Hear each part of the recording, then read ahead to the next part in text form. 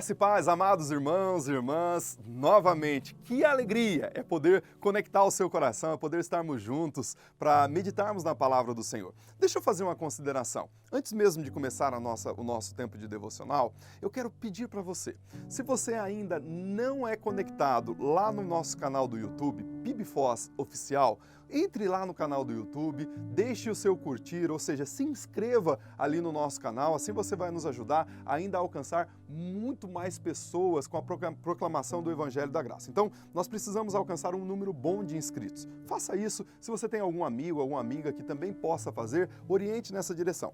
PIBFOS Oficial, aí você entra lá e se inscreve, tá ok? A segunda questão que você pode nos ajudar muito é, à medida que você está ouvindo e vendo esse devocional, se você estiver fazendo isso pelo Facebook, clicar aí em compartilhar com o público. Então, quando você pede para compartilhar, muitas outras pessoas poderão ouvir e ver a mensagem que está sendo proclamada, que está sendo uma bênção para você, para sua família, mas poderá alcançar muitas outras pessoas. Se todos nós que estamos assistindo hoje, por exemplo, fizermos aí, clicarmos no compartilhar, muito mais pessoas da nossa rede de amizade vai poder ouvir essa mensagem, ok? Então, usando essa palavra introdutória para pedir essa ajuda para você, faça isso, vai ser muito bom e juntos vamos poder evangelizar muito mais pessoas. Mas a reflexão de hoje à noite, ela tem tudo a ver com aquilo que nós ouvimos ontem. Ontem nós ouvimos sobre o que fragiliza a nossa oração. E tem muitas coisas que fragilizam a nossa oração. Temos tratado da oração durante um bom tempo, tratamos da questão da oração modelo do Pai Nosso, já falamos aqui em devocionais, inúmeros devocionais sobre oração, e ontem vimos algumas coisas que podem fragilizar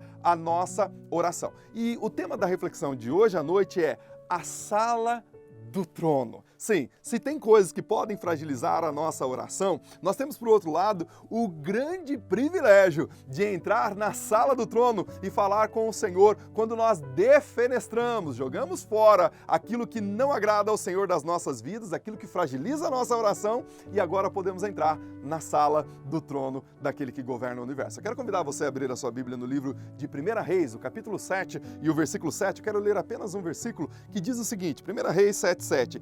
Também fez o salão do trono, onde julgava, isto é, o salão do tribunal, revestido de cedro, desde o assoalho até o teto. Aqui é quando o rei Davi faz toda a composição do templo e fez um salão chamado salão ali da sala do trono. Enfim, é um texto bem interessante, depois você leia com atenção na sua casa. Mas eu quero usar aqui a expressão sala do trono. E essa expressão sala do trono para nós é muito significativa para algumas dimensões, mas não é tão significativa como era lá no Antigo Testamento ou nos tempos antigos, pois nós não vivemos numa monarquia. E ainda que vivêssemos, a sala do trono de um rei atual não tem a mesma significação dos reis da antiguidade. A sala do trono na antiguidade era um lugar solene, quase sagrado. Sim, a sala do trono também era conhecida como a sala da justiça. Era o espaço em que os reis se recluíam para ouvir as questões, as questiúnculas das mais diversas naturezas e emitir o julgamento. No caso de Deus, essa sala do trono também pode ser chamada de Santo dos Santos, o lugar santíssimo, o santo lugar. Um lugar em que no Antigo Testamento era restrito ao sumo sacerdote, ou seja, aquele que foi separado e escolhido para apresentar as ofertas em sacrifício, a fim de expiar os pecados do povo. Existia um véu no meio do templo que separava, um véu bem espesso que separava o santo, que era o espaço onde as pessoas podiam habitar, do santo dos santos, um lugar que era apenas para a entrada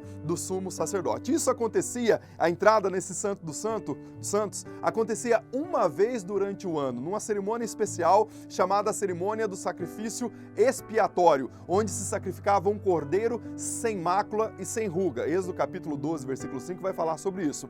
Agora, veja você, que privilégio nós, os filhos de Deus, possuímos. Jesus, o nosso Senhor e Salvador, inaugurou para nós o acesso a esse santo lugar. Sim, ele foi a oferta e o sumo sacerdote ao mesmo tempo. Veja o que diz aí o escritor aos Hebreus, no capítulo 12, vai dizer o seguinte: portanto, meus irmãos, tendo ousadia para entrar no Santo dos Santos, pelo sangue de Jesus, pelo novo novo e vivo caminho que nos abriu por meio do véu, isto é, pela sua carne, e tendo um grande sacerdote sobre a casa de Deus, aproximemo-nos com o coração sincero, em plena certeza de fé, tendo o coração purificado de má consciência e o corpo lavado com água pura. É o que vai dizer Hebreus capítulo 10, fazendo a correção, capítulo 10, do versículo 19 ao versículo 22. Muito embora essa informação é em tudo alvissareira, pois nos dá a liberdade de entrarmos com ousadia na sala do trono, cabe avaliarmos qual é a maneira que devemos nos comportar, pois ousadia não é sinônimo de irreverência. Portanto, ao entrar na sala do trono do Rei do Universo, precisamos ter em nossa mente a total reverência.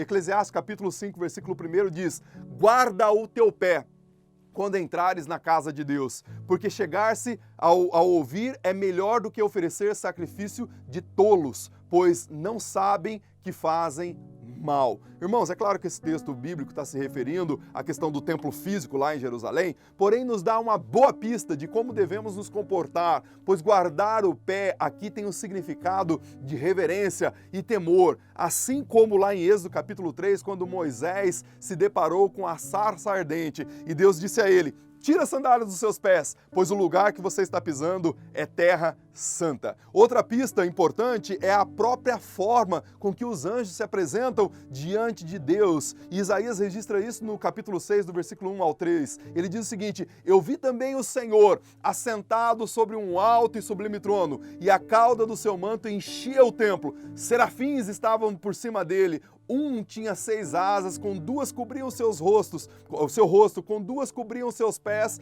e com 2 voavam. E clamavam uns aos outros, dizendo: Santo, Santo, Santo é o Senhor dos exércitos. Toda a terra está cheia da sua glória. Olha o comportamento dos serafins diante do Senhor. Portanto, nossa entrada na sala do trono requer comportamentos e dentre eles a total reverência e temor ao Senhor. Tendo isso em mente, perceba o privilégio que temos, irmãos.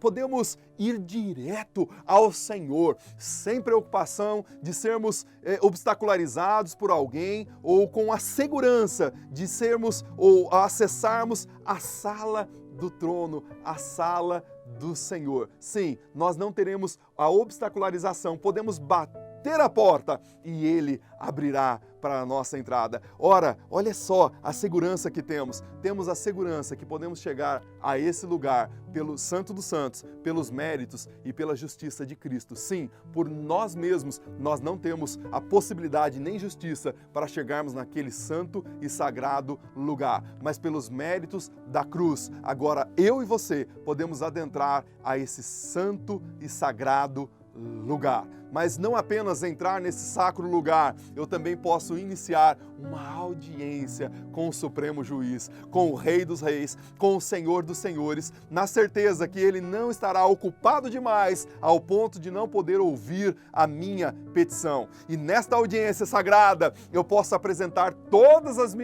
meus maiores elogios e louvores e encômios a esse Rei. Sim, eu posso louvá-lo e adorá-lo com tudo que eu tenho, com tudo que eu sou, pois trata-se daquele que criou todas as coisas, no céu e na terra, as invisíveis e as visíveis, sejam tronos, sejam principados, sejam potestades, tudo foi criado por Ele e para a glória dEle. Também nessa audiência eu posso apresentar a Ele toda e qualquer situação que eu esteja enfrentando, pois para Ele não existe problema nenhum que seja grave demais ou grave de menos. Não existe necessidade premente que Ele não possa resolver e também não existe problemas que não tenham tanto interesse.